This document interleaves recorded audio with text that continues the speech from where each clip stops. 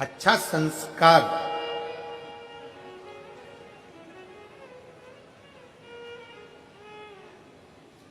जिस गांव में पानी की कमी होती है वहां की फसल बिगड़ जाती है, और जिस घर में संस्कारों की कमी होती है वहां की नस्ल बिगड़ जाती है। संस्कारों की कमी मत आने दो और प्रयास करो।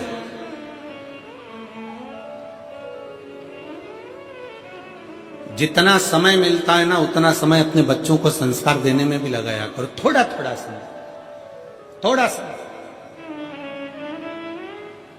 तन, मन और धन, ये तीन अगर ठाकुर में नहीं लगते, ठाकुर मतलब जानते हो ना, हमारे आगे बैठे हैं लड्डू गोपाल जी, ठाकुर जी, शंकर जी, भोलेनाथ जी, राम जी, ये सब तन, फिर से बोलो, तुम लोग बोलो क्या क्या चीज, तन, मन और धन, ये तीन ठाकुर में नहीं लगते तो ठेके पे लग जाते हैं। याद रखो क्या क्या चीज, जम के बोलो जरा। तन, मन और धन अगर भगवान में नहीं लगते, ठाकुर में नहीं लगते तो ठेके पे लग जाते हैं। इसलिए अपने तन को भी परमात्मा में लगाओ और मन को भी परमात्मा में लगाओ, और थोड़ा धन हो तो उसको भी परमात्मा में लगाओ, तो गलत जगह पर नहीं जाए, ये गलत जगह पर नहीं पहुंचे। और याद रखना, अगर घर के बच्चे तुम्हारे गलत संगति में जा रहे हैं, कहीं ठेके तक पहुंच रहे हैं, मदिरा की दुकान तक पहुंच रहे हैं, गलत व्यसन तक पहुंच रहे हैं, समझ लेना कि कहीं ना कहीं हमारी चूक हो रही है।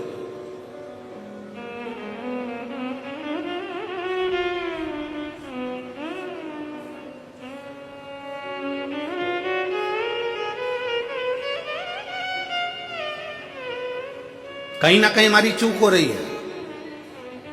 जब माता सती भगवान शंकर से विवाह करती हैं, जब माता सती भगवान शिव से विवाह करती हैं, तो भगवान शंकर से विवाह कर कर माता सती बड़े प्रेम से, आनंद से, उत्साह से, आनंद के साथ रहती है।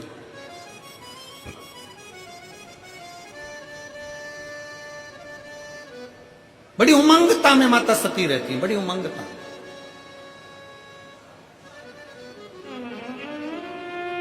और शिव महापुराण की कथा में देवी भागवत में एक प्रसंग आता है कि देवी भागवत में एक प्रसंग आकर कहा जाता है कि माता सती अगर अपने परिवार के साथ भी अगर कहीं बाहर निकल कर जाती थी तो माता सती के नेत्र नीचे की नीचे ही रहते थे। माता सती के नेत्र नीचे रहते थे।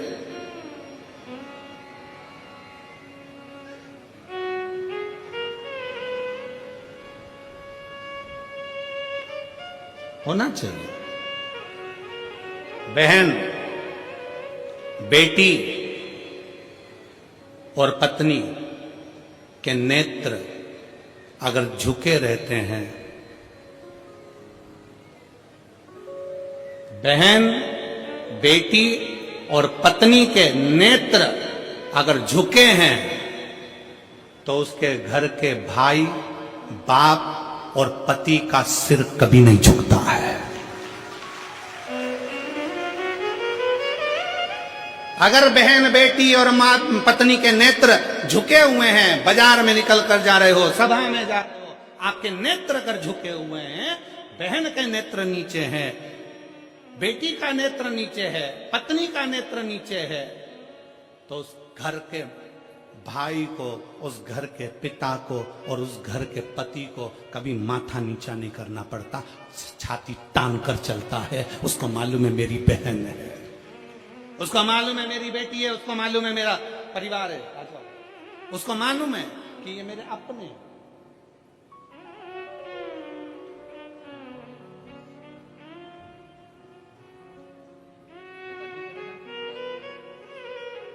एक उसके लिए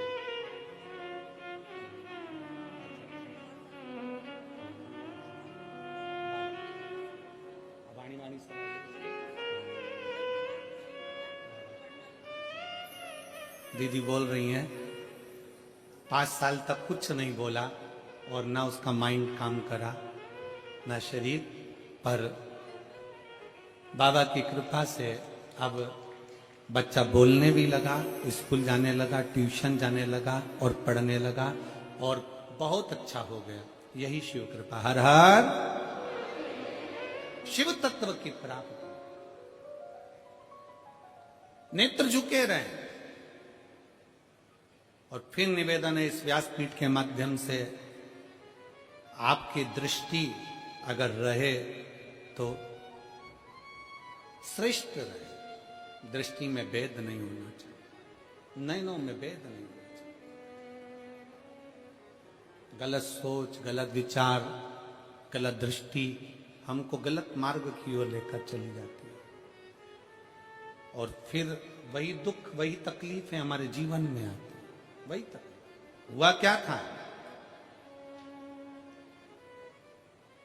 बिंदु और चंचुला की कथा कल अपन ने श्रवण करी और भगवान ईश्वर जी और गौरा जी उनकी कथा के यजमान बने, शंकर पार्वती उनकी कथा के यजमान बने। किसकी गलती थी? बिंदु का ब्राह्मण था, चोरी नहीं करता था। बिंदु का ब्राह्मण था, छल नहीं करता था। बिंदु का ब्राह्मण था, बेईमानी नहीं करता था। केवल चंचुला देवी ऐसी आई और वो चंचुला देवी ने कहा कि तुम्हारे घर में मैं विवाह कर आई हूं, क्या है ये? तुम्हारे घर में कुछ भी नहीं, तुम्हारे घर में वैभव नहीं, तुम्हारे घर में धन नहीं। पति को उसने चोरी में लगा दिया, कहीं से भी लाओ, कहीं से भी लाओ, पर लाओ, मुझे चाहिए। पति चोरी नहीं करता था, बिंदुक चोरी नहीं करता था। कभी कभी अपने मन में विचार लाइएगा कि बिंदुक जब चोरी करता था, बेकार काम करता था, गलत काम करता था, तो उसके लिए शंकर भगवान जजमान बनने की क्या जरूरत थी? शिव जी को जजमान बनने की क्या जरूरत थी? शंकर जी को कथा सुनने की क्या जरूरत थी? उसकी मुक्ति के लिए शंकर जी ने क्यों प्रयास किया? क्योंकि बिंदुक चोर नहीं था, बिंदुक छली नहीं था, बिंदुक ब्राह्मण होकर भी प्रपंच नहीं करा। पर पत्नी चंचुला ऐसी आई और उस चंचुला ने कह दिया, तुम्हारे यहां धन नहीं है, तुम्हारे यहां वैभव नहीं है, तुम्हारे यहां दौलत नहीं है, जाओ कहीं से भी लाओ। बिंदुक ने कहा मैं ब्राह्मण हूं और सुन, मेरी आय इतनी नहीं है, मैं इतना नहीं कमा सकता। तो पत्नी ने कह दिया चोरी करो ना। पर दुनिया के लोगों को यह नहीं मालूम, चोरी करने वाला हमेशा चोट्टा की चोट्टा ही रहता है। चोट्टे का कभी प्रमोशन नहीं होता। जिसका धन चले गया, उसकी अगर चेन गई, सामान गया, तो ये तो है कि बाबा उसको कहीं से कम आज नहीं तो कल, महीने 2 महीने में 3 महीने में उसको वापिस बड़ा मंगलसूत्र, वापिस बड़ी चेन भोलेनाथ उसको दिला देगा। पर चोट्टे का प्रमोशन नहीं होगा। चोट्टा चोट्टा ही रहेगा। और तुम खुद देख लो कितने चोट्टे, कितना सामान चोरते। और आप लोगों से हम बार बार व्यासपीठ से कहते हैं, बार बार निवेदन करते हैं, जितनी कथा होती है हर कथा में कहते हैं, अपनी चेन, कीमती सामान, मंगलसूत्र, अपने मोबाइल, कीमती कीमती सामान, डायमंड, हीरा, सोना, चांदी, सब अपने घर छोड़कर आओ। क्योंकि जो डायमंड से बड़ा डायमंड है मेरा शंकर ओगड़दानी त्रिकालदर्शी कैलाशी, उसकी कथा सुनने के लिए जा रहे। अपना जेवर अपने घर, 2 चीजें अपने घर में रखो कथा में आने से पहले, एक जेवर, दूसरा तेवर। तुम कितने बड़े भी कुछ भी हो, अपने घर के हो, या तेवर भी मत दिखाओ कथा में आने के बाद। तुम मुझे जानते नहीं हो, फोन लगाता हूं, अब भी आगे बैठने की व्यवस्था करवाता हूं। तो जेवर और तेवर दोनों घर रखिए। शिव महापुराण की कथा में ना जेवर की जरूरत है, और जम के बोल दो जरा, ना तेवर की जरूरत है। तुम्हारी पहचान होगी किसी से भी, हमारी पहचान तो उससे है जो शमशान में रहता है, सीधा, उससे सीधी पहचान है।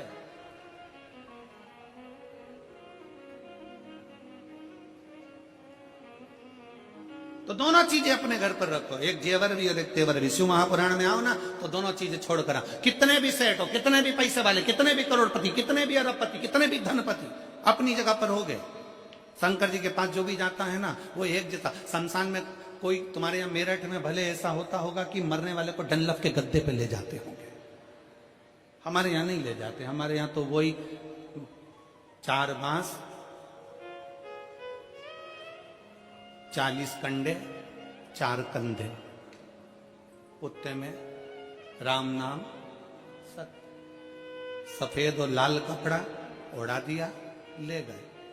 कितना भी सेठ हो, कितना भी करोड़पति हो, कितना भी धनपति हो, कितना भी वैभवपति हो, चाहे दुनिया का कंगाल से कंगाल व्यक्ति हो, पर शंकर भगवान के दरवाजे पर शमशान में जब पहुंचेगा उसकी शान सम होगी, इसलिए उसका नाम शमशान है। वहां सबका लेवल बराबर है, कोई बड़ा नहीं, कोई